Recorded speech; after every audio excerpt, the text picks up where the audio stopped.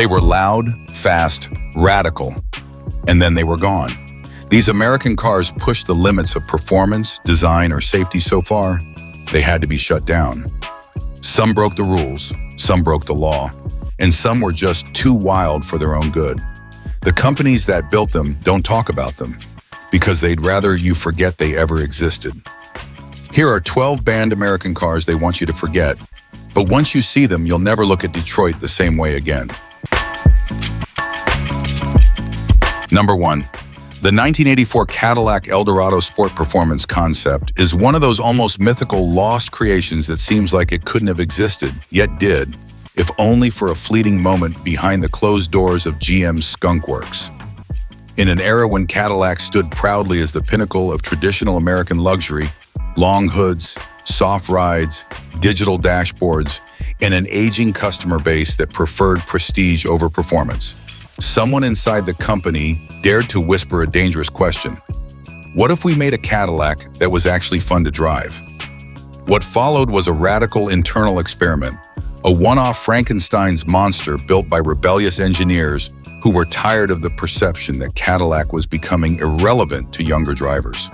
Using the 1984 Eldorado as a base, a front-wheel drive coupe known more for its plush ride and button-down manners than anything sporty, they began to tear up the rulebook. Out went the wallowy suspension and float-on-cloud handling. In came stiffer springs, thicker sway bars, and retuned dampers to control body motion. The car reportedly cornered flatter and reacted with precision that would have shocked any Cadillac customer of the time. But that was just the beginning. Under the hood, the engineers dropped in a 3D cubic-inch V8. A real one, not the ill-fated HT4100 aluminum block that was plaguing Cadillacs of the era. This was a tuned version of the 5.7L, breathing better and likely making somewhere north of 250 horsepower, a huge number for a Cadillac of the mid-1980s. It had real torque, real throttle response, and something no one could have expected, a manual transmission. Yes, a proper 3-pedal manual gearbox was somehow shoehorned into the Eldorado's architecture, an act of pure defiance against everything Cadillac represented at the time. There was no automatic gear selector on the column or dash. Instead, the driver would reach down and shift for themselves.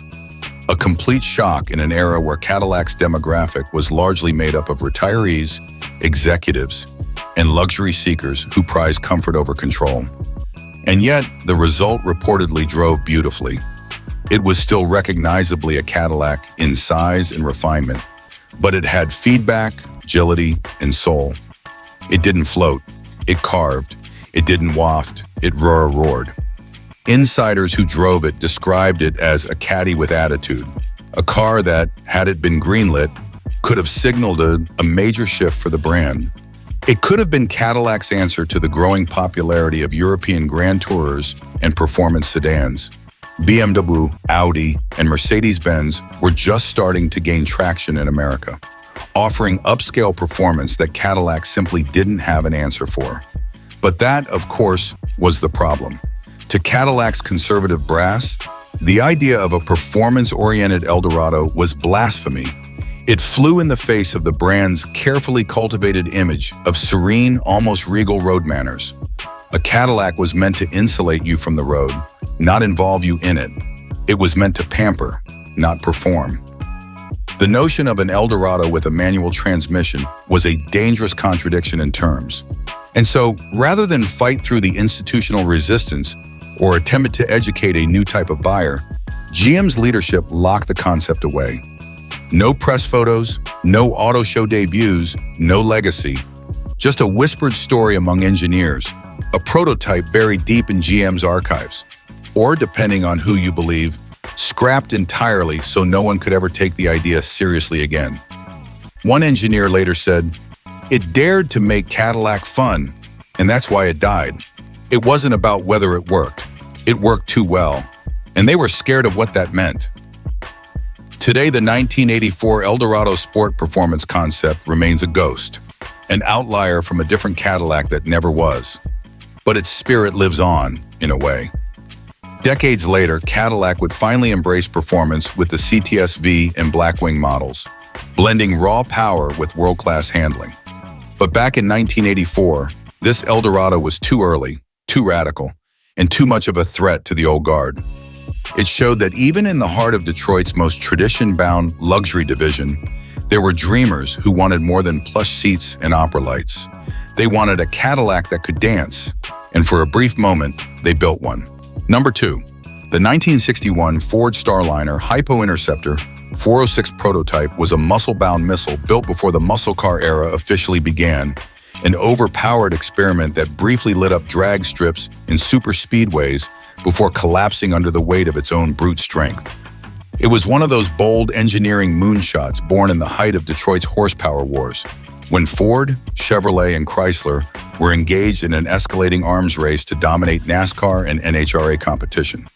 But this particular Ford burned too hot, too fast, and left behind a trail of twisted metal and broken dreams. The base car, the Ford Starliner, was already a dramatic-looking machine, long, low-slung, and slippery. With its fastback roofline, it was aerodynamically advanced for its time and an ideal candidate for high-speed racing. For 1961, Ford's racing engineers decided to see just how far they could push it. That push came in the form of a brand-new engine, the 406 cubic inch FE Series V8, a brute with massive torque and top-end horsepower, developed specifically for racing homologation. It was a development of the already potent 390, but the 406 featured larger bore cylinders in this configuration, a trio of two-barrel carburetors, known as 3 deuces, sitting atop a specially cast aluminum intake. In test trim, it easily produced over 400 horsepower, an astonishing figure at a time when most full-size family cars struggled to top 200. But Ford didn't stop with the engine. To make the Starliner truly track-ready, engineers included lightweight components, aluminum bumpers, thinner body panels, a gutted interior, and stripped-down options to reduce mass wherever possible. These Hypo Interceptor Starliners were built for the sole purpose of speed, no frills, no excuses. A small batch of prototypes were sent to racing teams and Ford-backed drivers, and early performance numbers were jaw-dropping. The cars could run the quarter mile in the low 13s and topped 140 mph on NASCAR ovals, serious territory in 1961. However, the very power that made these cars legends in testing quickly revealed the Starliner's fatal flaw. Its structure wasn't designed to handle that kind of punishment. The immense torque of the 406 engine, especially under full throttle launches with sticky racing tires, tore through the Starliner's factory 3-speed manual transmissions and rear ends with alarming regularity.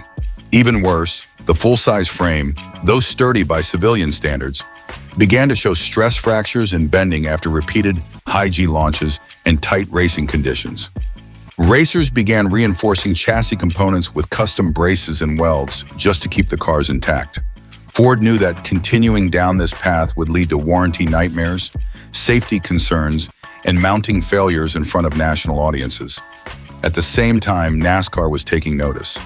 The sudden leap in power and speed, combined with mounting safety concerns, prompted officials to step in and begin restricting the use of multi-carb setups and experimental parts.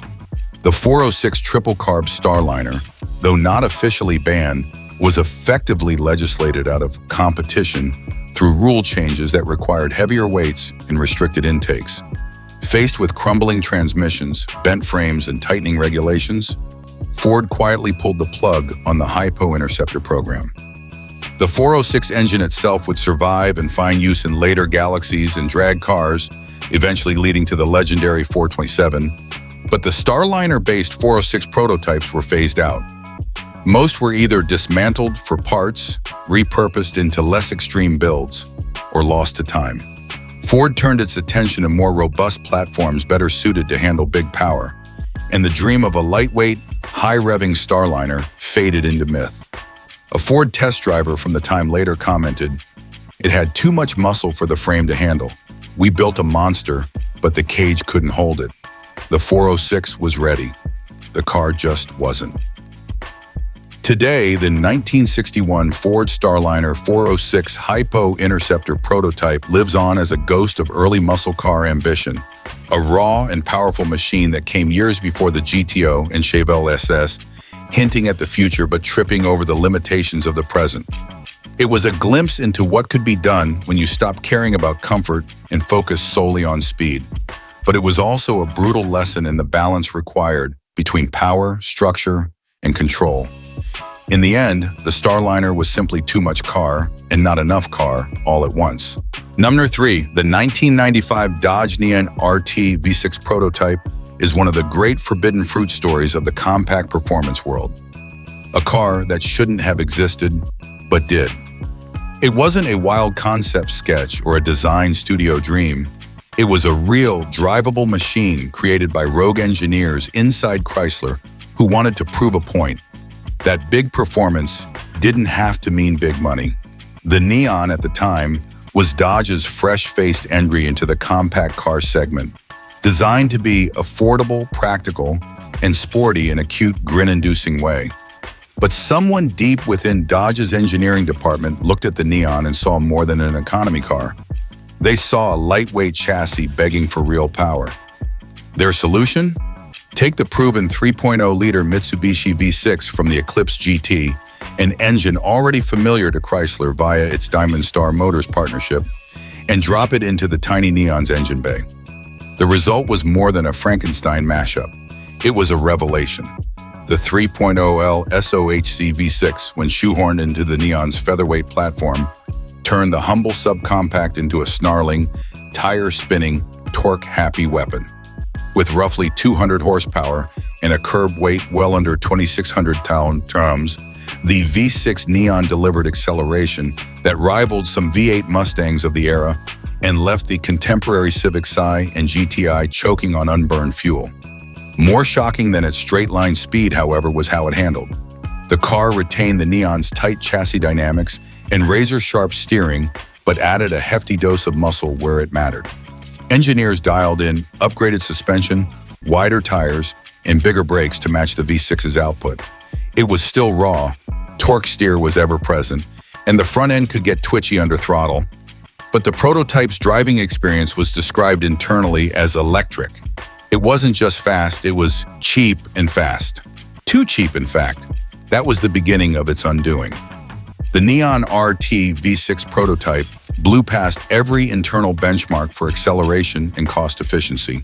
It could have been brought to market at a price point close to the standard RT, yet delivered performance levels approaching the turbocharged Eclipse GSX, or worse, Dodge's own upcoming projects.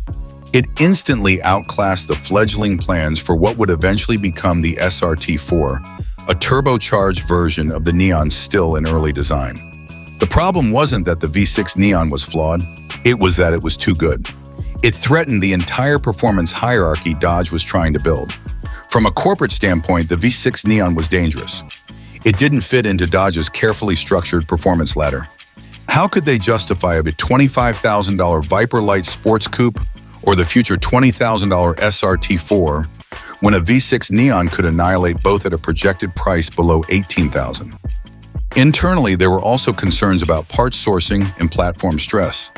The Neon's transaxle, suspension geometry, and subframe weren't officially designed to manage the weight and torque of a V6, and long-term reliability under aggressive driving was still a question mark.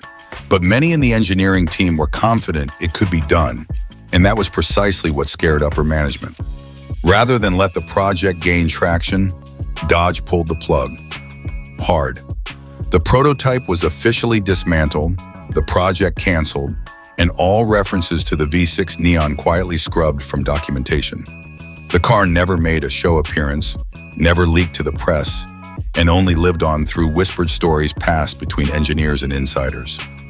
One former team member put it best: it was a budget rocket and a threat to Dodge's own plans. It wasn't that it didn't work, it worked too well. That's why they killed it. In retrospect, the 1995 Dodge Neon RT V6 prototype was a glimpse into a different kind of compact performance future. One where simplicity, lightweight, and brute force creativity could still triumph over layered marketing strategies and corporate fear. It's also a reminder that sometimes the cars we never got aren't missing because they failed. but because they succeeded too dangerously well. Number 4, the 1978 AMC Concord AMX 360 prototype is one of those strange, thrilling moments in automotive history where a company on the ropes reached deep into its past and tried to bring muscle back from the dead. It was a move so weird, so contradictory, and yet so perfect in concept that it could have only come from AMC. Here was a company known for left-field thinking and budget ingenuity, taking a sensible, square economy car wrapped in vinyl and chrome, and stuffing it with the raw heart of a V8 muscle coupe. It was a last-ditch attempt to sneak one more performance car into a market that had almost forgotten what performance felt like. The AMC Concord, introduced in 1978, was essentially a facelifted Hornet with a more upscale twist, plusher interiors, padded vinyl roofs, chrome-heavy bumpers, and an emphasis on comfort, economy, and value. It was AMC's pitch to families, retirees, and those looking for something a little more grown-up than the Gremlin, but without the high prices of imported luxury sedans. Nobody looked at the Concord and thought, performance. But somewhere inside AMC's engineering department, maybe in a corner office, maybe in the shop floor after hours, someone still believed in the muscle car spirit. So they built a prototype, a Concord with the AMX name revived, painted in sporty two-tone graphics, and equipped with the infamous Go package. More importantly, they dropped in AMC's 360 cubic inch V8, an honest-to-God torque-heavy motor that could still make 200-plus horsepower even with late 70s smog gear strapped to it. The result? A respectable quarter-mile time, a meaty rumble under throttle, and a family car that could smoke its own tires. It had upgraded suspension, heavy-duty cooling, a rear sway bar, and fat tires tucked under its otherwise tame body. Some test versions included T-tops, rally gauges, sport mirrors, and blackout trim.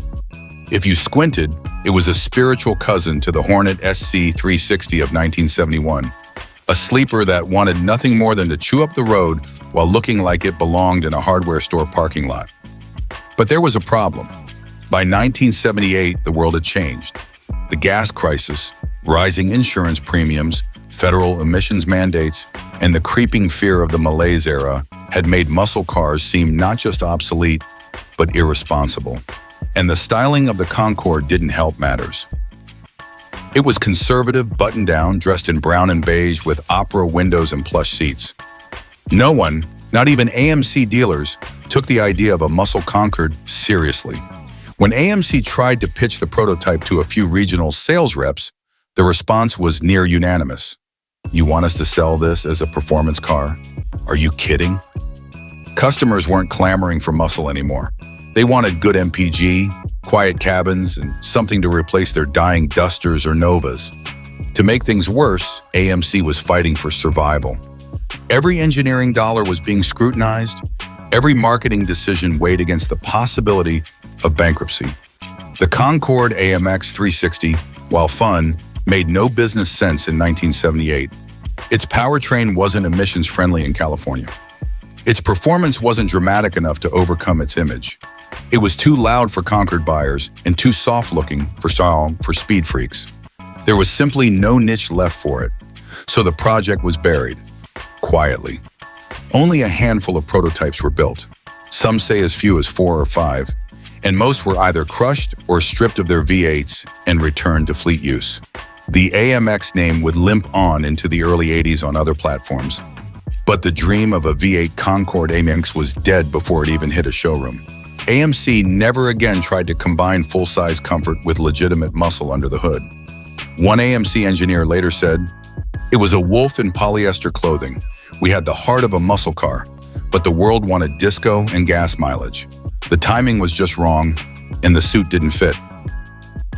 Today, the 1978 Concord AMX 360 prototype is mostly forgotten, its story overshadowed by flashier cars from Ford, Chevy, and Dodge. But for those who know, it represents something poignant, a last flicker of V8 defiance in an era that tried to silence it. It was AMC doing what AMC always did best, making the most of what they had, swinging for the fences and building something no one else dared. A muscle car in a sensible suit, a wolf in polyester clothing, and one of the strangest, sweetest might-have-beens of the late 70s. Number 5. The 1991 Oldsmobile Toronado Trofeo V8 twin-turbo prototype was a quiet revolution. An elegant luxury coupe that had every intention of breaking the mold, rewriting Oldsmobile's aging reputation, and shaking up the hierarchy inside General Motors. But it never got the chance. The car was too bold, too fast, and far too dangerous. Not on the road, but to the internal politics that defined GM at the time. The Toronado Trofeo was already something of an anomaly by the early 90s. While Oldsmobile had long been associated with upright sedans and gentle comfort, the Trofeo offered a glimpse of something more: sleek, low-slung design, advanced electronics, and road manners that could almost be called European. It was one of the few front-wheel drive GM products of the era that actually handled well. It had a fully digital dashboard, available GPS navigation in its final years, and a level of fit and finish that hinted at something closer to an Audi or BMW than an Olds 88. It wasn't quite a performance car, not yet, but it was getting close. Then came the prototype. Somewhere inside Oldsmobile engineering, a small group of forward thinkers decided to build a halo version of the Trofeo, not just a cosmetic upgrade, but a true high-performance flagship. They started with the 4.5-liter V8, a proven, smooth power plant already found in other GM luxury applications, and bolted on a pair of turbochargers. This wasn't some crude hot rod job. It was a clean, factory-level installation with proper intercooling, ECU tuning, and driveline modifications to handle the extra power. The result? Over 400 horsepower in a front-wheel drive coupe that looked like an executive cruiser but pulled like a rocket sled. Contemporary performance tests, conducted quietly and internally, suggested 0 to 60 times in the low 5-second range. Absolutely blistering for a personal luxury car of the time. And thanks to the V8's broad torque curve and the forced induction, it wasn't just quick off the line. It pulled hard all the way to triple digits. Engineers reportedly described the car as addictive, composed, and shockingly refined for how fast it was. It retained the Toronado's elegant interior and road-traveling comfort, but with the heart of a full-blown Grand Tourer. It could annihilate a Mustang GT, outrun a Corvette C4 in roll-on acceleration, and cruise effortlessly at 130 mph without a hint of strain. It was, in every sense, elegance with a speed addiction. But that was the problem. When upper-level GM executives caught wind of the twin-turbo Trofeo, panic set in. The idea that Oldsmobile, not Cadillac, not Buick, not Corvette, might suddenly have the most powerful and refined coupe in GM's lineup sent shockwaves through the boardroom. The thought of a 400 HP Oldsmobile terrified Cadillac execs, who were already struggling to modernize their image and products. Meanwhile, GM's delicate internal brand hierarchy, which had been in place for decades, simply couldn't absorb a curveball like this. Oldsmobile wasn't meant to be fast. It was supposed to be comfortable, respectable, understated. The Turbo Trofeo upended all of that. It threatened to outshine not just Cadillac, but Buick's Riviera, and even the Corvette in day-to-day usability. Worse, it echoes the performance potential that GM had left untapped across much of its lineup, and so the order came down swiftly.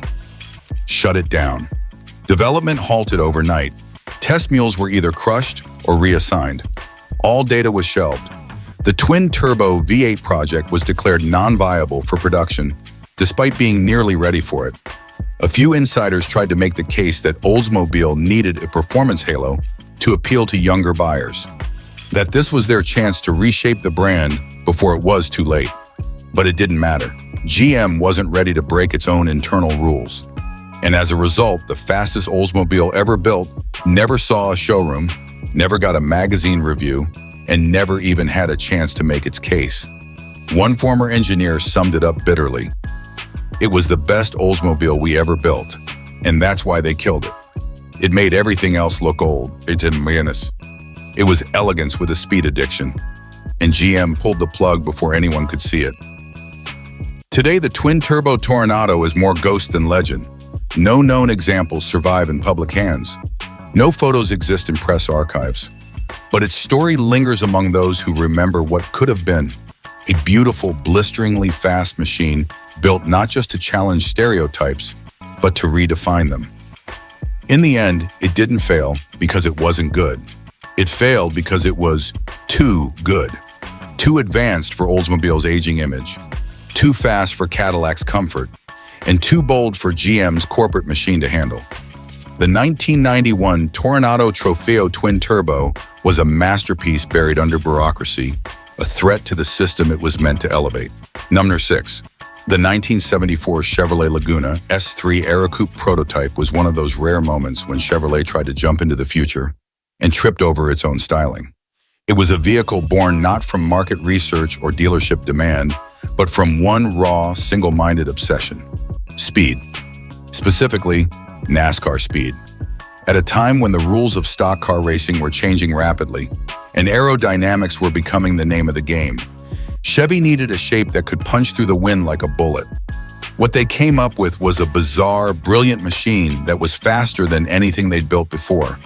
But it looked so strange, so offbeat, so wrong to executive eyes that it never even made it out the back door.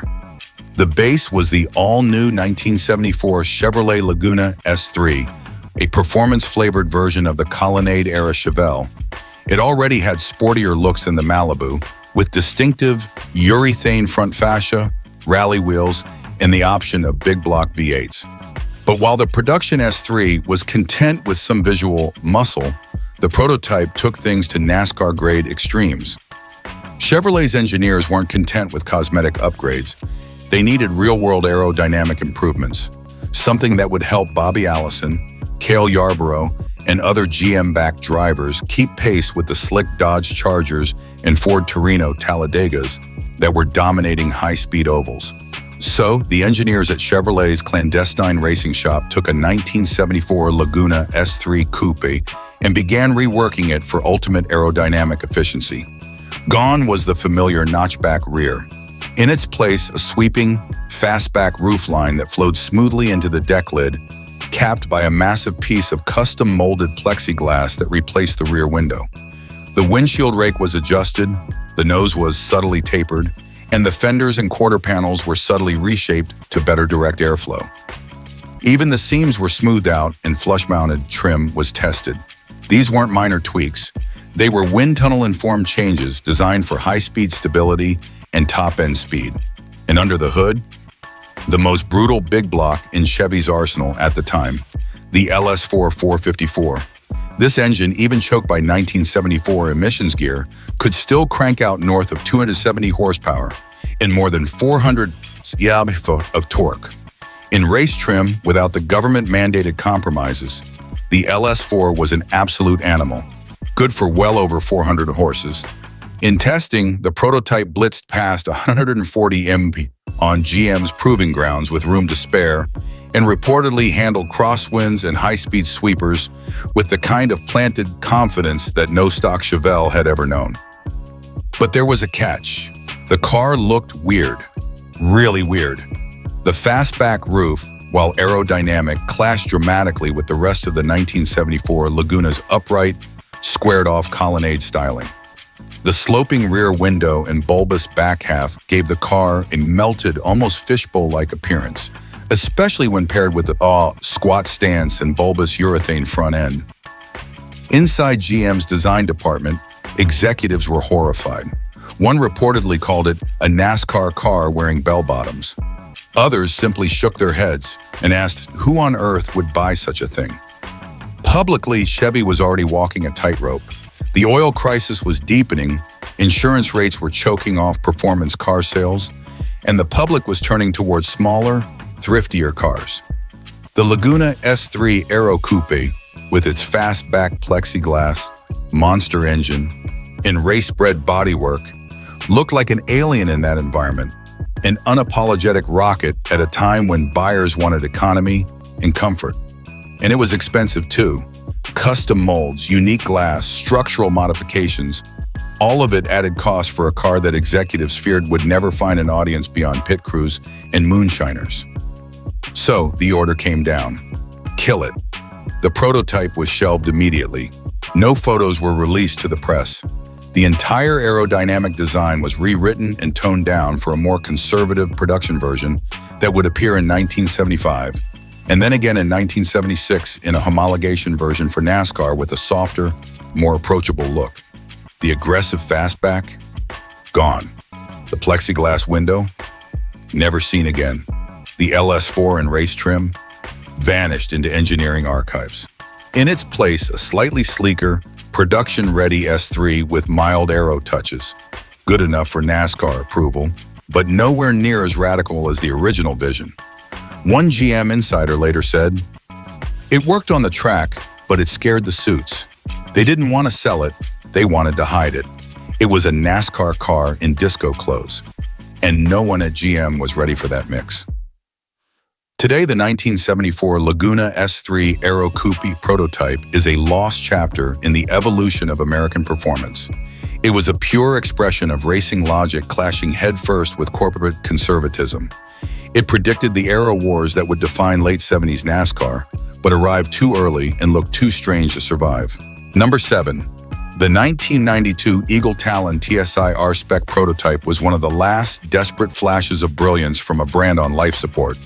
A rally-bred, turbocharged, all-wheel drive missile that was never meant to just compete with the Japanese imports of the early 90s, but to absolutely destroy them. It was everything Eagle needed at the time. Fast, focused, modern, and dripping with motorsport pedigree. But it never had a chance, because by the time the Talon R-Spec was ready to fire, the company that built it was already dying. Eagle was a strange brand to begin with, born in the late 1980s from Chrysler's purchase of AMC and a partnership with Mitsubishi that birthed the DSM, Diamond Star Motors factory in Normal, Illinois. Out of that marriage came the Eclipse, Laser, and Talon. 3 nearly identical cars sold under different badges. But where the Mitsubishi Eclipse leaned sporty yet comfortable, and the Plymouth Laser fizzled out almost immediately, the Eagle Talon TSI, especially in its AWD form, gained a cult following. It was sharp, aggressive, and had a legitimate performance edge with its 195 HP turbocharged 2.0L 4G63 engine, all-wheel drive, and clean, distinctive styling. But the engineers wanted more.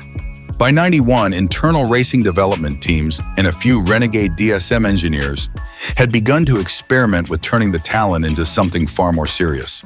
This was no longer just a fast street car, it was becoming a rally weapon. The prototype they created was dubbed the Talon TSI R-Spec, and it featured a number of upgrades that had never been seen on any DSM vehicle before. The suspension was completely reworked.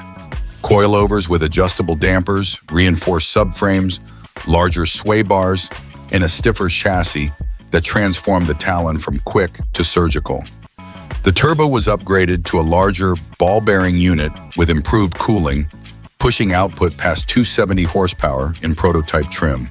The differentials were swapped out for rally-style viscous units, delivering even torque distribution and real control on gravel, ice, or wet tarmac. Inside, the car was stripped of unnecessary weight and fluff.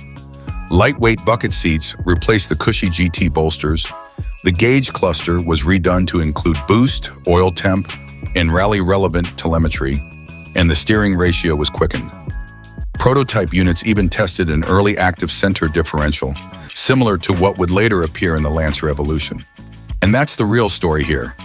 This wasn't just an upgraded DSM, it was America's Evo 5 years early. In testing, the Talon TSI R-Spec stunned everyone who drove it. It had instant turbo response, incredible mid-corner traction, and the kind of road feel that made even seasoned test drivers smile. One reportedly called it a WRX before the WRX, and that's exactly what it was supposed to be. The goal was to launch a limited-run homologation-style version of the Talon that would support a push into SCCA Rally and eventually International Group N competition. Chrysler even toyed with the idea of branding it under Dodge or turning it into a special performance program under Mopar. But then, everything collapsed. By the early 1990s, the DSM partnership between Chrysler and Mitsubishi was growing strained. Plymouth was losing ground, and the Eagle brand, once meant to capture younger import buyers, was becoming increasingly irrelevant. Dealerships didn't know how to market it. Consumers didn't know what Eagle even was. Sales dropped. Resources were pulled. And in 1998, Chrysler killed the Eagle brand entirely. The Talon TSI R-Spec never even made it to the Detroit Auto Show. Without a brand, without a dealer network, and with Mitsubishi already beginning to pull its resources back to support its own Eclipse line, the project was deemed unsellable. The prototype cars were quietly dismantled or shelved, and with them died one of the most promising American performance projects of the 90s. A former DSM engineer later said, "It could have been America's Evo, but by the time it was ready, there wasn't a name left to put on the badge." Today, no known R-Spec prototypes survive intact, and only rumors, spec sheets, and insider recollections remain. But if you look closely at what the later Mitsubishi Lancer Evolution brought to America in the 2000s, or what the Subaru WRX achieved in the late 90s, you'll see the ghost of the Talon TSI R-Spec in the background. It was lean, angry, and agile. A car born to run stages, not suburban errands. And like so many great machines lost to corporate collapse, it wasn't that it failed, it just ran out of time. Number 8. The 1966 Chevrolet Biscayne L72 427 4-speed taxi test car is the kind of story that sounds like urban legend, until you dig deep enough to realize it actually happened.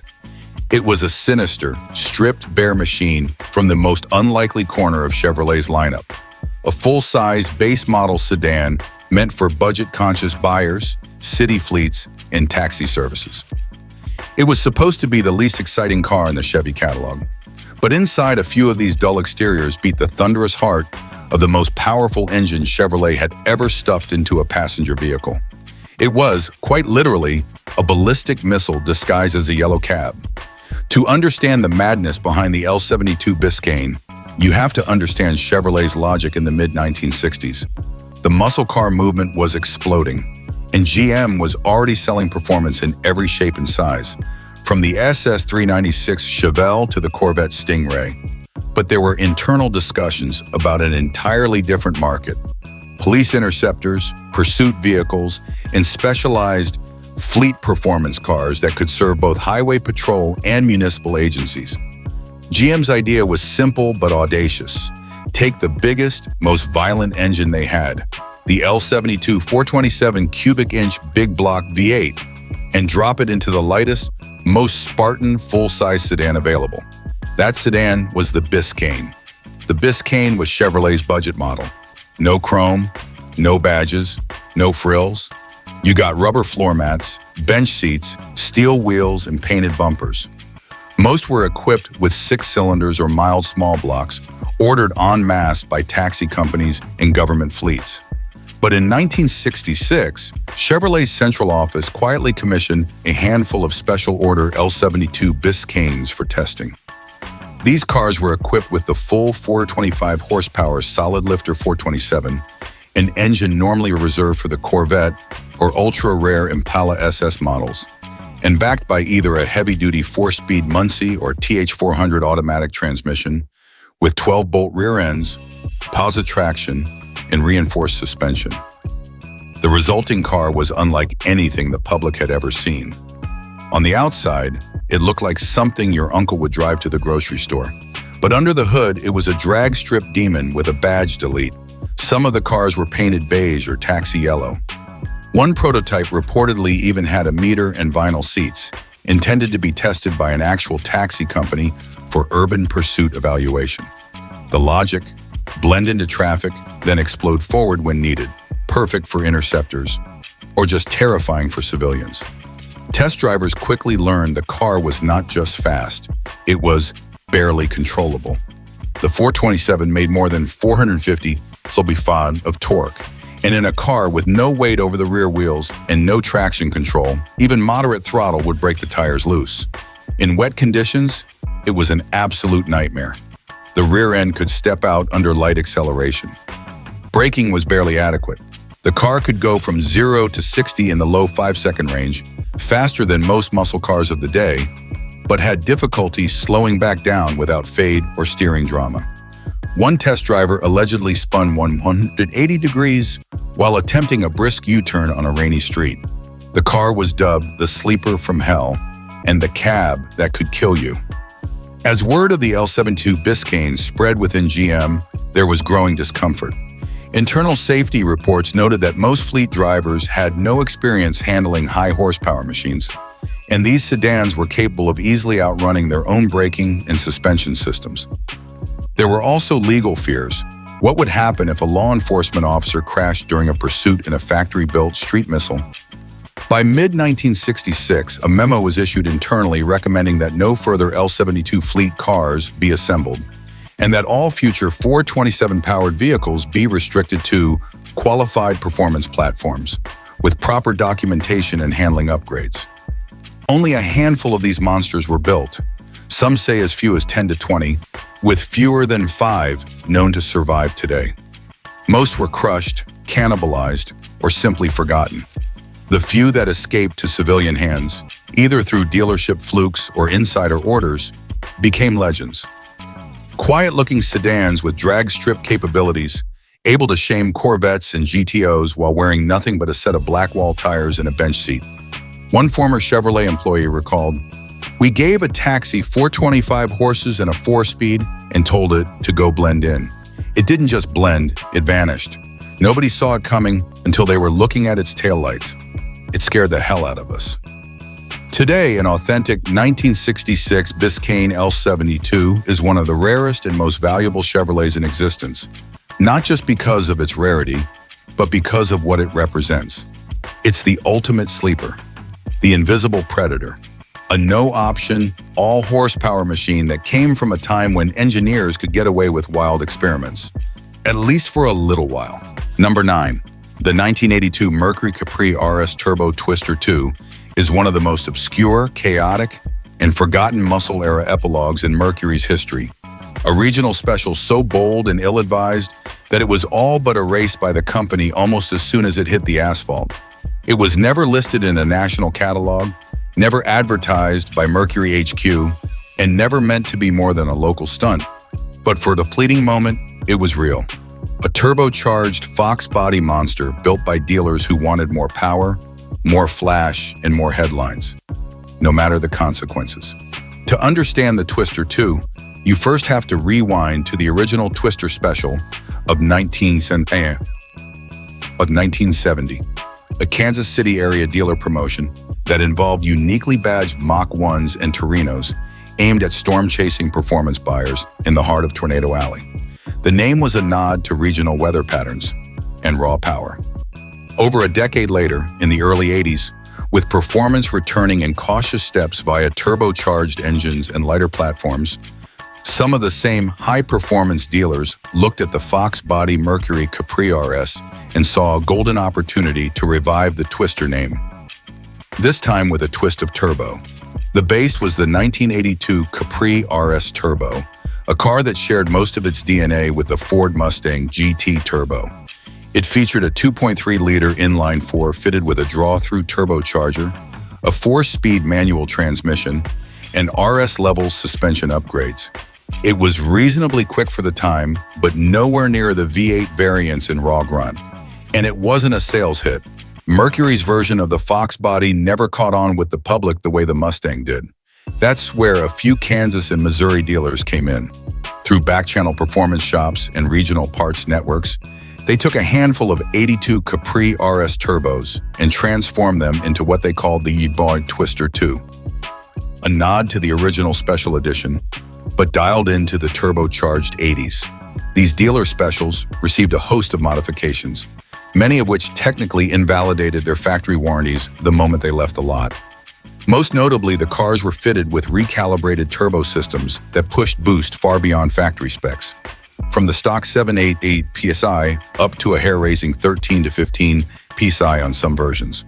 To make this work, fueling and ignition timing had to be altered. This was done not with factory-certified parts, but with hacked-together piggyback modules, altered carburetor settings, and custom tuning that was inconsistent at best and dangerous at worst. Some received rear-end gearing changes for better acceleration. Others had dealer-installed suspension tweaks, including stiffer shocks and slotted brake rotors. And every Twister 2 came with wild, tornado-themed graphics packages that were impossible to miss. Lightning bolts, wind funnels, and Twister 2 side stripes in screaming colors that clashed beautifully with the early 80s Capri's flared fenders and bubble hatch. They were fast when they ran. In short bursts, they could match or outrun the V8 Capri in a straight line. But the combination of crude tuning, spiking boost, and inconsistent assembly led to disaster. Engines detonated under hard throttle, head gaskets failed, carburetors flooded, fuel pumps overheated. Some buyers returned to dealerships with blown pistons within a week. In one documented case, a Twister 2 customer demanded a full refund after their car caught fire due to a turbo oil feed line failure. Mercury headquarters, unaware at first of the rogue regional operation, soon began receiving waves of warranty claims, emissions complaints, and fuel reports that made it very clear these cars were not normal RS turbos. An internal audit traced the issues to the Kansas-Missouri dealer group, and corporate issued a directive: cease all modified turbo car sales immediately. No more Twisters, no more regional performance packages without OEM certification. The program was buried. The cars disappeared from lots. Paperwork was destroyed. No advertisements survived. Fewer than 30 Twister 2s are believed to have been sold, and possibly only a dozen remain today. Almost all in private hands, often mistaken for custom one-offs. To this day, no official build sheets or Mercury records acknowledge their existence. They were ghosts in the machine. One former Mercury service rep reportedly said, "It twisted performance laws too far, and it snapped." Those cars were time bombs. And that's exactly what they were. Rolling grenades with lightning decals, built by hopeful hot rodders in an era ruled by emissions, regulations, and caution. The Twister 2 wasn't just rare, it was outlawed by its own parent company, erased from the brand's memory, and exiled into myth. And for those lucky, or unlucky, enough to drive one when it worked, it was like driving into a storm. Loud, violent, and over far too quickly. Number 10. The 1976 Dodge Aspen RT 440 concept was one of the last dying gasps of the American muscle car era. A desperate and ultimately doomed attempt to resuscitate performance in a time when emissions laws, insurance crackdowns, and fuel crises had nearly strangled the V8 into extinction. It was a car that should have roared, but instead wheezed, coughed, and faded away before the public ever knew it existed. The Dodge Aspen was introduced in 1976 as a replacement for the long-running Dodge Dart, a modernized, compact, mid-size platform that shared its bones with the Plymouth Volare. Chrysler had big hopes for the Aspen. It was supposed to be cleaner, lighter, safer, and more refined than the old A-bodies. It came in coupe, sedan, and wagon forms, with the RT package aimed at rekindling just a little of the street muscle magic that Dodge had built its reputation on. But the problem was, by 1976, everything had changed. Unleaded fuel was mandatory. Catalytic converters were choking off exhaust flow. Compression ratios were plummeting. Emissions equipment was robbing engines of power, reliability, and character. Horsepower ratings had dropped dramatically across the board. And yet, in the midst of this mechanical suffocation, someone inside Dodge's performance division had the idea to build one last monster. That monster was the Aspen RT 440. On paper, it sounded glorious. Take Chrysler's biggest engine, the legendary 440 Magnum V8, and stuff it into the relatively lightweight Aspen Coupe. Give it bucket seats, an RT stripe package, and a floor-shifted automatic or 4-speed manual. Make it the spiritual successor to the Charger RT, the Roadrunner, and all the bruisers of the late 60s. Build something that could stand up to the last of the big block muscle before it was all gone. They built a handful of prototypes using detuned versions of the 440 cubic inch RB engine, with factory emissions controls, lean burn ignition, low compression pistons, and restrictive catalytic exhausts. But what once made 375 HP just 6 years earlier was now barely pushing, and that was optimistically rated. Worse, the engine didn't want to be tamed. It ran hot. It pinged under load. It had idled like a drunk elephant. The catalytic converters would glow red after extended runs. Some prototypes couldn't pass even the laxest emissions standards on the books in California, let alone meet the new EPA mandates that were set to go nationwide. And there was no path forward. The 440 was simply too old, too dirty, and too powerful in a world where power was now a liability. Dealers, meanwhile, didn't want it. Insurance companies had already crippled the sales of smaller, lighter muscle cars like the Duster 340 and Camaro Z28. A big block Aspen would have been unsellable to anyone under 40 and terrifying to anyone over 50. The RT trim might have looked cool with stripes and spoilers, but under the hood, it was a disaster. Test drivers complained about detonation, vapor lock, and a strange rubbery feel through the unreinforced front end, which wasn't built for that much torque. The transmission suffered heat-soak failures. The brakes faded under pressure. The weight balance made it twitchy in corners. And Chrysler's warranty department, already overwhelmed with problems from the early Aspen Volare line, wanted nothing to do with a 440-powered version. So the project was killed, fast and quietly. No brochures were printed, no press releases were issued. 1 or 2 prototypes were reportedly crushed, while another may have survived in the hands of a high-ranking engineer's private collection. But for all intents and purposes, the Aspen RT 40 was deleted from Dodge's memory.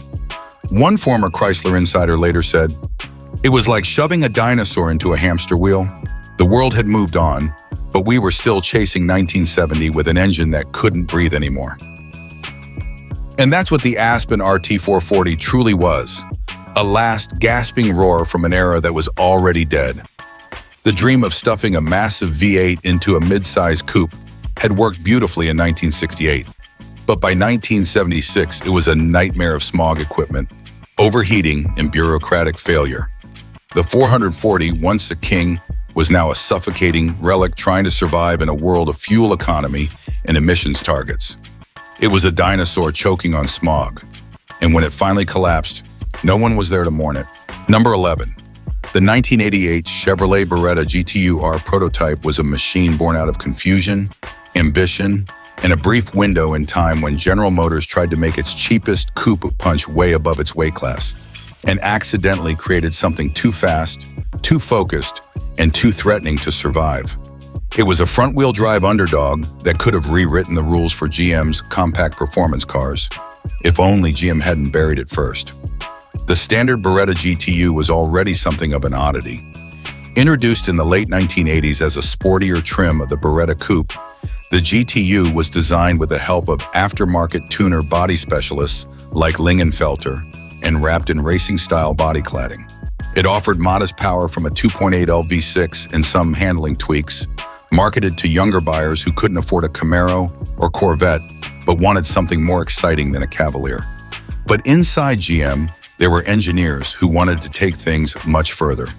That's where the GTUR came in. R for racing as radical, or maybe even restricted, depending on who you ask. This version wasn't for showrooms. It was developed specifically for SCCA showroom stock and IMSA competition, and it was nothing like the mass-market GTU.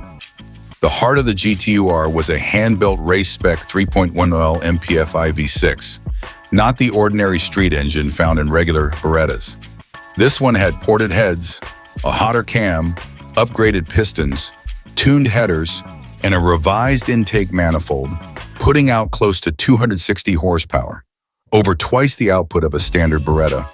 It was mated to a heavy-duty 5-speed manual transmission with a limited slip differential, and the suspension was radically reworked with stiffer dampers, adjustable coilovers, tubular control arms, and 4-wheel disc brakes with vented rotors. Outside, the GTUR wore a factory-designed wide-body kit with flared fenders, integrated front splitters, and a deep rear diffuser, all wind tunnel tested. The body was composite, The rear windows were Lexan, and the interior was completely gutted. No carpet, no sound deadening, just a roll cage, a single bucket, seat, toggle switches, and analog gauges. It weighed under 2,500 pounds, almost 400 less than the base GTU. And it was fast, too fast. In early SCCA testing, the GTUR was clocked lapping within a few tenths of second-generation Camaro IROCs, and even giving the Corvette C4 a headache on tight courses. It was nimble, lightweight, grippy, and surprisingly forgiving. Drivers loved it. Chevrolet did not. Internally, GM's motorsports department and division managers grew uneasy. The Beretta GTUR was never meant to outperform the Camaro or challenge the Corvette. Yet that's exactly what it was doing. In fact, there were whispers that if the GTUR had been greenlit for customer sale as a homologation special, it could have made Chevrolet's other performance cars look overpriced, overweight, and outclassed. There were also brand concerns. The Beretta was a budget model, a corporate commuter coupe. It wasn't supposed to carry the flag for Chevrolet's performance image. That was the Camaro's job. That was the Corvette's legacy. Giving a front-wheel drive, V6-powered parts bin coupe, the spotlight wasn't just risky, it was dangerous to GM's internal pecking order. So the plug was pulled. Officially, the GTUR was listed as a motorsports development project and shelved after testing. No further prototypes were built. Chevrolet continued to race mildly upgraded Beretta GTUs in SCCA, but the radical wide-body R version never reached the public. It wasn't shown at auto shows, never received a press release, and wasn't even mentioned in internal product forecasts. Only a few test drivers and GM insiders ever got to experience what it could do. One of them later said, "It wasn't just fast, it was surgical. The car didn't fight you, it begged you to go faster." And that terrified them. Today, the GTUR exists only in rumor and scattered photos. At least one car was said to have been quietly sold to a private team, possibly in Canada, and may still exist in pieces. The rest were likely dismantled or absorbed back into GM's engineering labs. No VINs, no documentation, no parts lists. Just the echo of what could have been. A $15,000 giant slayer that was too good for its own badge, and far too good for GM to let it live. Because in 1908, Chevrolet built a front-wheel drive car that could humiliate their rear-drive legends. And that was the one thing they couldn't allow. Number 12. The 1969 Lincoln Continental Mark III 460 police prototype stands as one of the strangest, most mismatched experiments in American automotive history. A car born from confusion, ambition, and just a touch of corporate insanity. It was a vehicle that had no business being what it was, a luxury coupe turned pursuit interceptor, created by engineers who thought that raw power could make up for 2 tons of gilded steel. And for a brief moment, they weren't entirely wrong. By 1969, Ford was riding high on the success of its powerful big block engines and the booming sales of its high-end personal luxury cars. The Mark III was a new crown jewel, built to take on the Cadillac Eldorado, dripping in chrome, wood grain, and leather. Underneath, however, it was based on the Thunderbird chassis, which meant it was surprisingly tight for its size. But that wasn't enough to make it a cop car.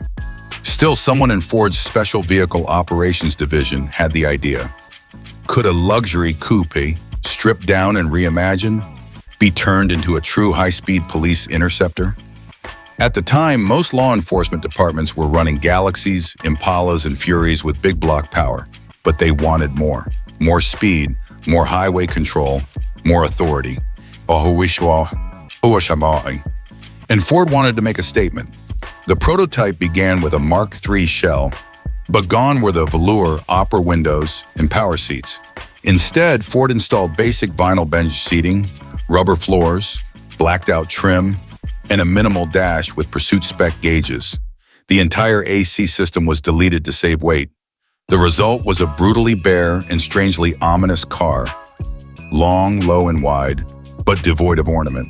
Under the hood was the real headline, a pre-smog 460 cubic inch V8 running over 10-1 compression with revised cam timing and police spec carb tuning. It made somewhere north of 400 horsepower and a mountain of torque, enough to launch the 4,600-pound Hulk with shocking aggression. Paired to a reinforced C6 automatic and 3.25 rear gears, the car could sprint to 60 in under 7 seconds, blisteringly fast for a full-size in 1969. Ford upgraded the brakes with thicker discs and added an oil cooler, transmission cooler, and a stiffer suspension setup sourced partially from the Interceptor Galaxy program. The wheels were steelies with dog dish hubcaps and high-speed rated tires. The prototype was a contradiction. Long as a yacht, ugly as sin, but frighteningly quick. It looked like a diplomat's getaway car, if the Diplomat moonlighted as a drag racer. In early internal testing at Dearborn and on Chrysler's borrowed Chelsea Proving Grounds oval, the Mark III police prototype impressed everyone with its raw, straight-line speed. At triple-digit velocities, it stayed stable for a while, but then the problems came fast. Despite suspension tweaks, the car was still too softly sprung for repeated high-speed maneuvers. Body roll was severe. Weight transfer during emergency braking created terrifying nosedive. The rear end became floaty at over 110 mph, and the steering rack, meant for luxury, lacked the precision needed for rapid corrections. In one high-speed lane change test, the car skidded sideways, and in a final chase simulation on a wet surface, the unthinkable happened. The prototype spun out and slammed broadside into a crash barrier. No one was seriously hurt, but the message was clear. The project was canceled within weeks. The crash report described the vehicle as mechanically overpowered, structurally unsuitable. Internal memos discouraged any further adaptation of personal luxury cars for law enforcement purposes. The prototype was quietly dismantled and written off. No photos were released, no press coverage. The idea was too strange to explain and too dangerous to ever repeat. One Ford engineer, decades later, confessed in an interview, "It had the power, no doubt. It could outrun anything on the road, but it didn't belong in a chase. That car was meant for highways, not sirens. We gave it a badge, and it tried to kill us." Today, the 1969 Lincoln Mark III 460 police prototype is little more than a footnote in Ford's experimental archives. A bizarre side quest where a velvet-wrapped cruiser was asked to become a hunter. And like so many mismatched ideas, it failed not for lack of vision, but for lack of reason. Because you can take the tuxedo off the gentleman, give him boots and a badge, and send him into the night. But if he was never built to run, he won't come back.